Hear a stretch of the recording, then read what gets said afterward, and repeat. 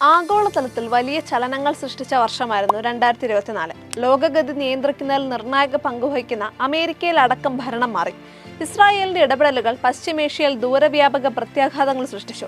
പാശ്ചാത്യ ശക്തികളുടെ എതിർപ്പും ഉപരോധവും നേരിടുന്ന റഷ്യ, ഉത്തര കൊറിയ, ഇറാൻ, ചൈന എന്നീ രാജ്യങ്ങൾ തമ്മിലുള്ള ബന്ധം അപകടകരമാവിധം മെച്ചപ്പെട്ടു. അമേരിക്കൻ പ്രസിഡന്റ് പദവിയിലേക്ക് ഡൊണാൾഡ് ട്രംപിന്റെ മടങ്ങിവരവ് വർഷത്തിലെ ഏറ്റവും വാർത്താ പ്രാധാന്യമുള്ള സംഭവങ്ങളിലൊന്നായി. അമേരിക്കയിൽ 127 വർഷങ്ങൾക്ക് ശേഷമാണ് തോറ്റ പ്രസിഡന്റ് വീണ്ടും ജയിക്കുന്നത്. ബംഗ്ലാദേശ് പ്രധാനമന്ത്രി ഷെയ്ഖ് ഹസീനയുടെ പലായനവും ഇറാൻ ദുർബലമായതും ഹിസ്ബുള്ളയുടെ തകർച്ചയും സിറിയൻ പ്രസിഡന്റ് ബഷർ അൽ അസദിന്റെ പതനവും ഈ വർഷത്തെ പ്രധാന സംഭവങ്ങളായി. 2024 കടന്നു പോകുമ്പോൾ ദേശീയ രാഷ്ട്രീയത്തിലെ സംഭവബഹുലമായ അധ്യായങ്ങൾ അവസാനിക്കുന്നതിനും പുതിയവ ആരംഭിക്കുന്നതിനും രാജ്യം സാക്ഷിയായി.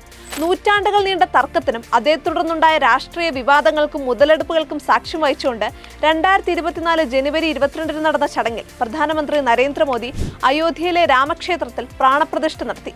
മദ്യനയ അഴിമതി കേസിൽ കള്ളപ്പണം വെളുപ്പിച്ചെന്ന ആരോപണത്തിൽ ഡൽഹി മുഖ്യമന്ത്രി അരവിന്ദ് കെജ്രിവാളിനെ എൻഫോഴ്സ്മെന്റ് ഡയറക്ടറേറ്റ് അറസ്റ്റ് ചെയ്തു.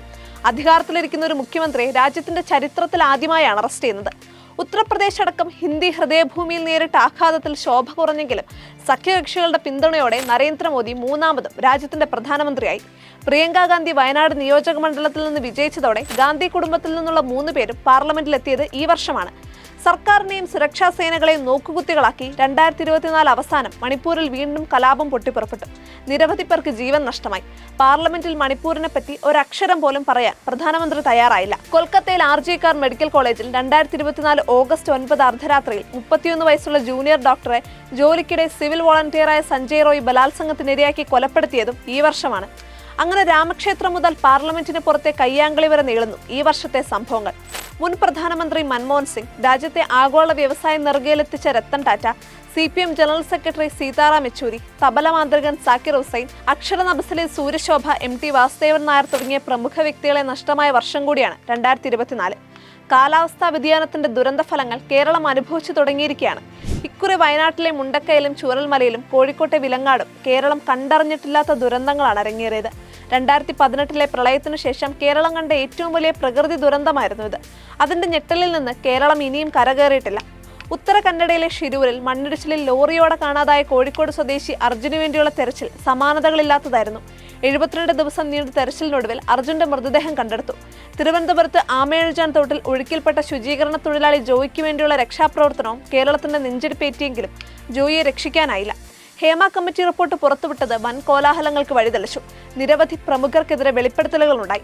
പ്രശസ്ത താരങ്ങളായ സിദ്ദിഖിനും മുകേഷിനും സംവിധായകനായ രഞ്ജിത്തിനുമെല്ലാം എതിരെ കേസ് രജിസ്റ്റർ ചെയ്തു. രഞ്ജിത്തിന് ചലച്ചിത്ര അക്കാദമി അധ്യക്ഷ സ്ഥാനവും സിദ്ദിഖിന് അമ്മ ജനറൽ സെക്രട്ടറി സ്ഥാനവും രാജിവെക്കേണ്ടി വന്നു. ലോക്സഭാ തെരഞ്ഞെടുപ്പിൽ 18 സീറ്റിലെ തകർപ്പൻ വിജയം UDF പ്രതീക്ഷിച്ചതിനും അപ്പുറമായിരുന്നു. LDF പ്രാതിനിധ്യം ആലത്തൂരിലൊതുങ്ങി. തൃശൂരിൽ വൻ വിജയം നേടിക്കൊണ്ട് സുരേഷ് ഗോപി രാഷ്ട്രീയ കേരളത്തെ ഞെട്ടിച്ചു. BJPയുടെ കേരളത്തിൽ നിന്നുള്ള ആദ്യ ലോക്സഭാംഗം എന്ന റെക്കോർഡ് കൂടിയാണ് സുരേഷ് ഗോപി സ്വന്തമാക്കിയത്. കണ്ണൂർ ADM ആയിരുന്ന നവീൻ ബാബുവിന്റെ ആത്മഹത്യ രാഷ്ട്രീയ വിവാദമായി മാറിക്കഴിഞ്ഞു. CPMന്റെ കണ്ണൂർ ജില്ലാ പഞ്ചായത്ത് പ്രസിഡന്റ് PP ദിവ്യയുടെ രാജിയിൽ വരെ കാര്യങ്ങൾ എത്തിയെങ്കിലും CPM ഇപ്പോഴും ദിവ്യയ്ക്കൊപ്പമെന്ന ആക്ഷേപത്തിന് ദിവസങ്ങൾ കഴിയുന്തോറും ശക്തിയേറുകയാണ്. പൂക്കോട് വെറ്റിനറി കോളേജിലെ വിദ്യാർത്ഥിയായിരുന്ന സിദ്ധാർത്ഥന്റെ മരണം SFIയെ പ്രതിക്കൂട്ടിലാക്കി. മുനമ്പത്ത് വഖഫ് ബോർഡ് അവകാശവാദം ഉന്നയിച്ചതിനെ തുടർന്ന് 600-ലേറെ കുടുംബങ്ങൾക്കുണ്ടായ ആശങ്കകൾ കേരളത്തിന്റെ പൊതുസമൂഹത്തിന്റെ ശ്രദ്ധയിലേക്കെത്തി. കത്തോലിക്ക സഭ ഉൾപ്പെടെ വിവിധ മത സമുദായ സംഘടനകൾ ഈ കുടുംബങ്ങളുടെ അവകാശങ്ങൾ സംരക്ഷിക്കുന്നതിനുള്ള സമര പോരാട്ടത്തിന് മുൻനിരയിൽ നിന്നു. പാവപ്പെട്ട ഈ കുടുംബങ്ങളെ കുടിയിറക്കാൻ പാടില്ലെന്ന കാര്യത്തിൽ കേരളത്തിൽ ഏകാഭിപ്രായം ഉണ്ടായി എന്നത് കേരളത്തിന്റെ പ്രത്യേകതയായി അഭിമാനിക്കാം.